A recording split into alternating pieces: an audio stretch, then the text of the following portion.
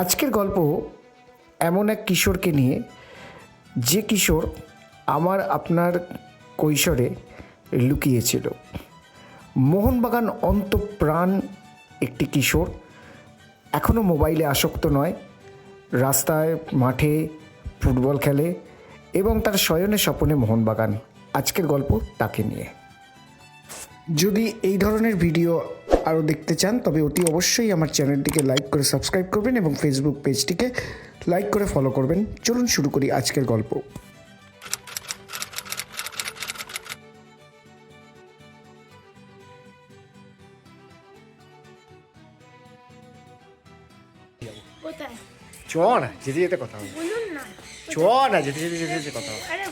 জয়দীপ প্রামাণিক এই কিশোরটি মোহনবাগান অন্তঃপ্রাণ, কিন্তু তার বড় শখ ছিল মোহনবাগান মাঠ একবার ঘুরে দেখার, কিন্তু সে কোনোদিনও দেখেনি। তাই একটা ছুটির দিনে তাকে নিয়ে বেরিয়ে পড়া মোহনবাগান মাঠ। আজ সেই গল্পই। অলি গলি ছেড়ে Shobhabazar metro station, Shobhabazar metro স্টেশনে একদম প্ল্যাটফর্মে নেবে, ট্রেনের জন্য অপেক্ষা করা, আর ট্রেনে করে গন্তব্য এসপ্ল্যানেড মেট্রো স্টেশন। এসপ্ল্যানেড স্টেশনে নেবে রাস্তা পেরিয়ে মোহনবাগান মাঠের দিকে যাত্রা শুরু। কিন্তু জয়দীপ তখনও জানে না যে তার গন্তব্য মোহনবাগান মাঠ।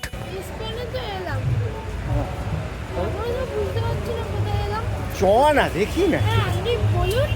আরে চ না।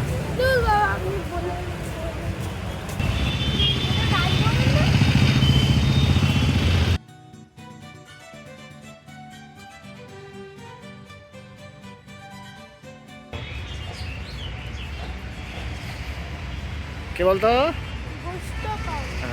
জানিস ইনি কে ছিলেন? এনাকে বলা হতো চাইনিজ ওয়াল।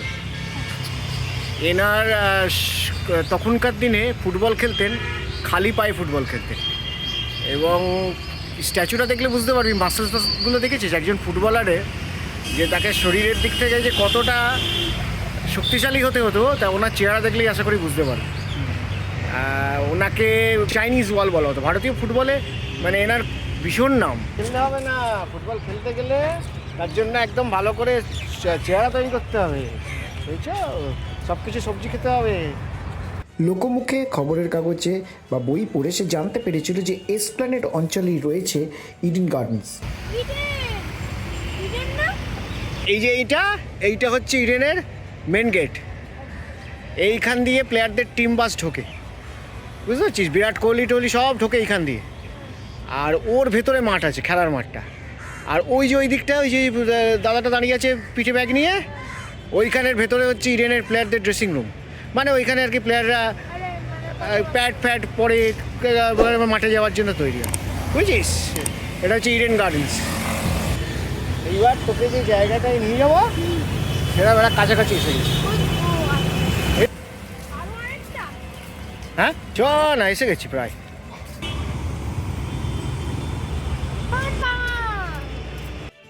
এবার খুশি? মনের স্বপ্ন পূর্ণ হয়েছে? মোহনবাগান মাঠ ভেতরে যাবি তো? সারপ্রাইজ পেয়ে জয়দীপ মোহনবাগান মাঠে প্রবেশ করল। এই সেই মোহনবাগান মাঠের প্রধান দরজা, যে দরজা দিয়ে ভারতবর্ষের ফুটবলের রথী, মহারথী, প্রবাদপ্রতিম, কিংবদন্তি যে বিশ্লেষণই দেওয়া হোক না কেন, সমস্ত ফুটবলারদের আসা যাওয়া। বিশ্ব ফুটবলের পেলে হোক, মারাদোনা হোক, কার্লোস ভালদেরামা হোক, রুথ গুলিট হোক, সবারই পদচারণা এই প্রধান দরজা দিয়ে ঢুকে মোহনবাগানের বিখ্যাত ক্লাব লন, এবং তার ঠিক অদূরেই রয়েছে মোহনবাগান তাঁবু। এই সবই আজকে জয়দীপের দেখার বিষয়। 1911 সালে মোহনবাগান দল, তখন তো ভারতবর্ষ পরাধীন ছিল, তখন ইংরেজ শাসন ছিল। সেই সময় মোহনবাগান দল আইএফএ শিল্ড, একটা ব্রিটিশ দল, তাদেরকে হারিয়ে চ্যাম্পিয়ন হয়। এবং 1911 সালে তখন বলা হতো যে এইটা স্বাধীনতা আন্দোলনকে আরও উজ্জীবিত করে দিয়েছিল। এটা হচ্ছে সেই 11 জন প্লেয়ার যারা খালি পায়ে খেলে, ভাবতে পারিস, খালি পায়ে খেলে। ইংরেজদের পায়ে কিন্তু বুট ছিল, খালি পায়ে খেলে মোহনবাগান 2-1 গোলে জিতে এটা আইএফএ শিল্ড জিতেছিল। সেই থেকে এই একাদশকে বলা হয় অমর একাদশ। আর 29শে জুলাই মোহনবাগান দিবস বলে পালন করা হয়। অমর একাদশের মূর্তির পরে জয়দীপের প্রথম গন্তব্য ছিল মোহনবাগান সদস্য গ্যালারি। সিঁড়ি বেয়ে বেয়ে একা একাই সে নিজের খেয়ালে উঠে পড়ছিল মোহনবাগান সদস্য গ্যালারির দিকে। হয়তো আচমকা মোহনবাগান মাঠে আসতে পেরে সে নিজেও কিছুটা বাকরহিত হয়ে গেছিল। তাহলে ভালো লেগেছে মোহনবাগান মাঠে? সারপ্রাইজটা ভালো ছিল? হ্যাঁ, প্রথমে বুঝতে পারছিস না? না, কেমন লাগছে বল? ভালো। এই যে জায়গাটা বসে আছিস, এই যে চেয়ারগুলো দেখতে পাচ্ছিস এদিকে ওদিকে, এটা হচ্ছে Mohun Bagan members gallery. Members gallery অর্থাৎ মোহনবাগান ক্লাবের মেম্বার যারা, তারা এখানে বসে তাদের যে কার্ড থাকে সেই কার্ড দেখিয়ে তারা এইখানে খেলা দেখে। ঠিক আছে, এইটা হচ্ছে মোহনবাগান গ্যালারি বলে, যাকে বলে বাংলায় বলে দেখি খেলার খবরের কাগজে পড়লে যাকে বলে সদস্য গ্যালারি। এটা হচ্ছে সদস্য গ্যালারি। আর ওই যে মাঠের ওই পারটায় দেখতে পাচ্ছিস, ওই যে ওই পারটা, ওই পারে যে গ্যালারিটা, এই গ্যালারিগুলো হচ্ছে পয়সা দিয়ে মানুষকে টিকিট কিনে খেলা দেখতে হয়। ঠিক আছে, আর ওই যে মাঠের পিছন দিকটা দেখছিস এরকম গাছ লাগানো রয়েছে, যে গাছের অংশটা, হ্যাঁ, ওই যে মিনি বার রয়েছে রাখা একটা তার পিছন দিকে, ওইটাকে বলা হয় র্যাম্পার্ট। এটা হচ্ছে একটা খালি জায়গা থাকে, এটাকে বলা হয় র্যাম্পার্ট। আর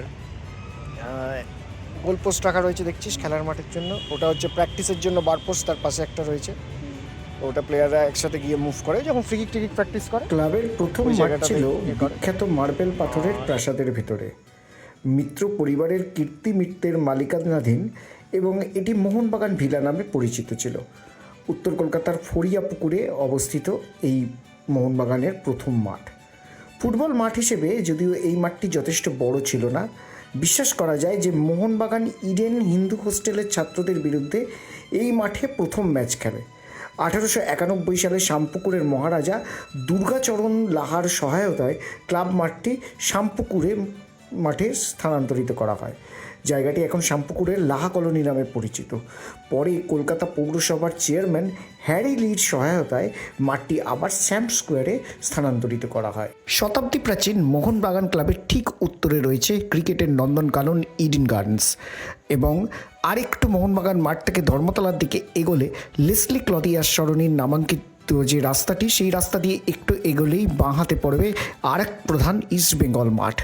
গোষ্ঠপাল মূর্তিকে অতিক্রম করে রেড রোড লাগোয়া পড়বে কলকাতার আরেক প্রধান মোহামেডান স্পোর্টিং ক্লাবের মাঠ এবং তাঁবু। প্রায় 20,000 দর্শক একসঙ্গে বসে খেলা দেখতে পারবে এই মোহনবাগান মাঠে, এবং মোহনবাগান মাঠের আয়তন 100x60 মিটার।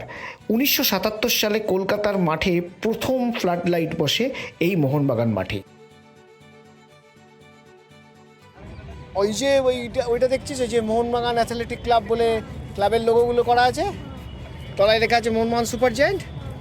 ওইখানটা হচ্ছে মিডিয়া বক্স, মানে এখান থেকে তোর এই মোহনবাগান মাঠ থেকে যদি কোনো খেলা টিভিতে দেখানো হয় তাহলে ওইখানটা থেকে কমেন্ট্রিটা করবে, কম বক্স ওইটা, বুঝতে পারছিস? এই যে রাস্তাটা দেখছিস, এই রাস্তাটা দেখছিস, এই রাস্তাটা দিয়ে প্লেয়াররা মাঠে যায়, মানে ড্রেসিং রুম থেকে পুরো মাঠে এই রাস্তাটা দিয়ে প্রবেশ করে। তারপরে রেফারি, কোচ সব এই রাস্তাটা দিয়ে বেরোয়। বেরিয়ে ওই যে নিচে দেখছিস বসার চেয়ার রাখা রয়েছে, ওটাকে বলা হয় রিজার্ভ বেঞ্চ, ওখানে এক্সট্রা খেলোয়াড়রা থাকে, বুঝতে পেরেছিস? ওই যে ওপর দিয়ে আমরা দেখলাম না যেটা, ওই সিঁড়িটা যে তলা দিয়ে বললাম না যে প্লেয়াররা এটা দিয়ে আসে, এই রাস্তাটা দিয়ে যায়, এইটা দিয়ে যায়। শীতের সন্ধ্যা যত নামতে আরম্ভ করলো, জয়দীপ এবার মোহনবাগান মাঠ ঘুরে এবার জয়দীপের মোহনবাগান তাঁবুতে প্রবেশ।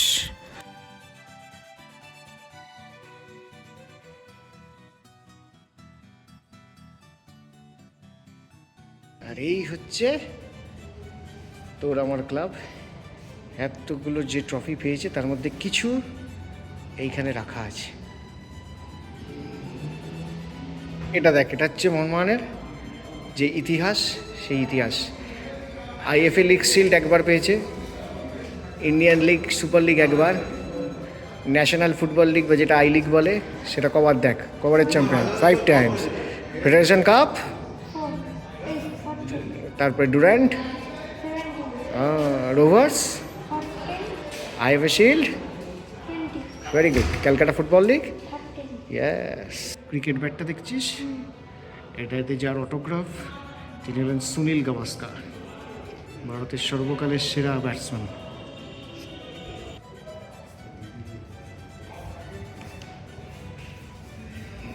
এটা হলো মোহনবাগানের বিখ্যাত গোল টেবিল, বুঝেছিস? এই গোল টেবিলে বিখ্যাত সব রথী মহারথীরা ফুটবলের তারা বসে বসে এখানে আলোচনা করতেন কিভাবে বিপক্ষকে কায়দা করে চাপে ফেলে খেলা জেতা যায়।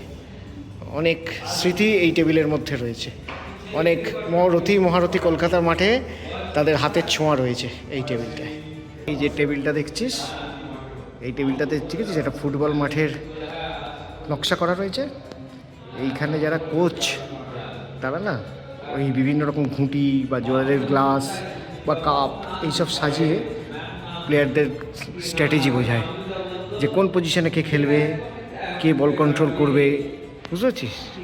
এই জন্য টেবিলটার নকশা এরকম করা। এটা হচ্ছে মোহনবাগান ক্লাব, ওই যে আগে বললাম না 29 তারিখে মোহনবাগান দিবস হয়, ওই দিনে মোহনবাগানের জন্য যাদের অবদান অনস্বীকার্য, মানে যারা জন্য মোহনবাগানের যে সাফল্য সেই জন্য তাদের যে অবদান আছে তাদেরকে মোহনবাগান প্রতি বছর মোহনবাগান রত্ন বলে একটা অ্যাওয়ার্ড দেয়। সেই অ্যাওয়ার্ডিদের নাম এখানে রয়েছে। যেমন দেখ 2001 সালে চালু হয় প্রথম শৈলেন মান্না, উনি প্রথম মোহনবাগান রত্ন। 2002 সালে টি আও, শিবদাস ভাদুরী, ওই যে যেটা দেখলি অমর একাদশ, সেই অমর একাদশের প্লেয়ার শিবদাস ভাদুরী। সুবিমল গোস্বামী মানে চুনি গোস্বামী, এইরকম অনেক করতে করতে অনেক বিখ্যাত নাম। সুব্রত ভট্টাচার্য দেখ। এই লাস্ট 2024 সৌরভ গাঙ্গুলি।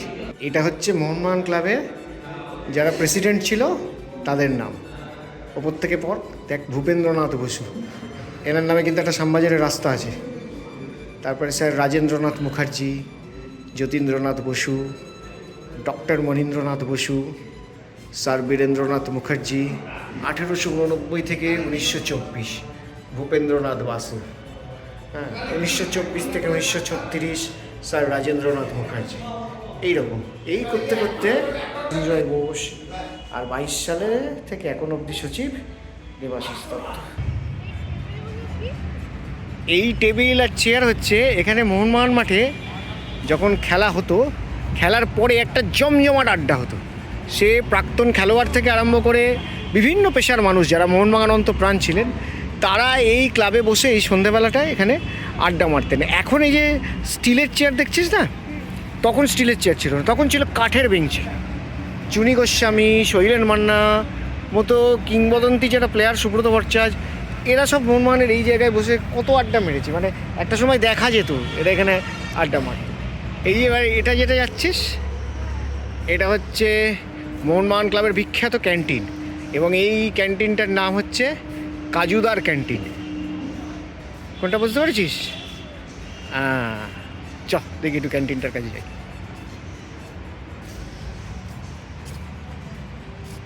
এই হলো কাজুদার ক্যান্টিন।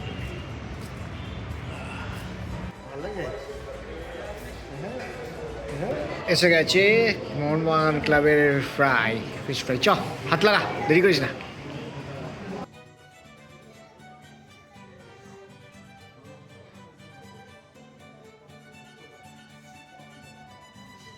জয়দীপকে নিয়ে মোহনবাগান মাঠ, মোহনবাগান গ্যালারি, মোহনবাগান তাঁবু এবং মোহনবাগান ক্যান্টিন ঘোরার শেষে আজকের পর্ব এখানেই শেষ হলো। এর পরের পর্বে থাকছে উত্তর কলকাতায় মোহনবাগানের সৃষ্টির ইতিহাস, সেই ইতিহাসের স্থানগুলিকে একবার ঘুরে দেখা। সঙ্গে থাকবেন, ভালো থাকবেন। আর এইরকম আরও ভিডিও দেখতে হলে চ্যানেলটিকে অতি অবশ্যই লাইক করে সাবস্ক্রাইব করবেন এবং ফেসবুক পেজটিকে লাইক করে শেয়ার করবেন। নমস্কার।